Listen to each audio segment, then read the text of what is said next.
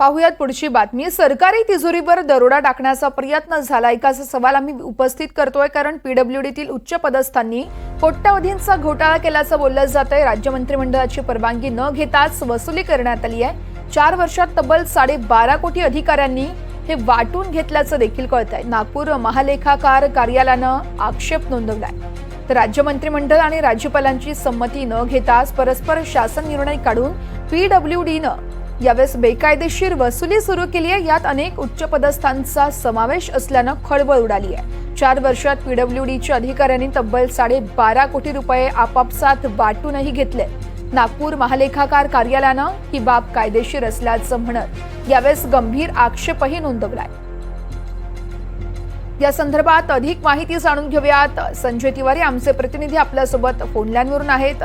संजय, आपण पाहतोय सरकारी तिजोरीवर दरोडा टाकल्याचं बोललं जातंय। पीडब्ल्यूडीतील काही उच्च पदस्थांनी कोट्यवधींचा घोटाळा केल्याचा देखील आरोप आहे। नेमकं प्रकरण काय आहे?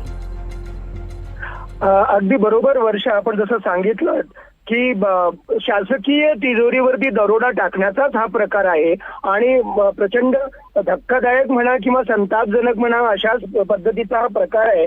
आपल्याला माहिती असेल की कोणताही शासकीय कर्मचारी किंवा अधिकारी जे शासकीय कार्य करतो, जे त्याच्याकडून अपेक्षित असतं, त्याच्यासाठी वेतनाखेरीज अन्य अतिरिक्त कुठलाही मोबदला तो अपेक्षित करत नाही, त्याला मिळत नाही। पण या प्रकरणामध्ये 2019 साली तत्कालीन जे सचिव होते रस्ते विभागाचे महाराष्ट्राचे चंद्रशेखर जोशी आणि तत्कालीन अपर मुख्य सचिव मनोज सौनिक यांच्या संगनमताने हा आदेश करण्यात आला, ज्याच्यामध्ये असं सांगण्यात आलं की इतर विभागांसाठी आणि स्थानिक स्वराज्य संस्थांसाठी महाराष्ट्राच्या सार्वजनिक बांधकाम खात्याकडून जे नकाशे बनवण्यात येतील, जे प्लॅनिंग करण्यात येईल किंवा त्यांना जे काही सेवा देण्यात येईल, त्याच्यासाठी जी रक्कम सार्वजनिक बांधकाम खात्याला देण्यात येते त्या विभागाकडून किंवा स्थानिक स्वराज्य संस्थेकडून त्या रकमेतील 50% फक्त शासकीय तिजोरीत जाईल आणि उर्वरित 50% रक्कम ही सगळ्या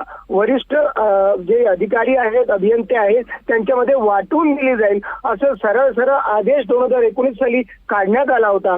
पूर्ण महाराष्ट्रात याची अंमलबजावणी करण्यात येत होती। पण हा धक्कादायक प्रकार आता लेखा अधिकाऱ्यांनी आपल्या अहवालात त्याचा धिंग फोडल्यामुळे हे समोर आलेलं आहे आणि याद्वारे सुमारे 12.5 कोटी रुपये आतापर्यंत फक्त नागपूर विभागातच अगदीच त्यामुळे तपासात नेमकं काय निष्पन्न होतंय संजय, हे पाहणं अत्यंत महत्त्वाचं आहे। तुर्तास धन्यवाद आपण दिलेल्या सविस्तर माहितीसाठी।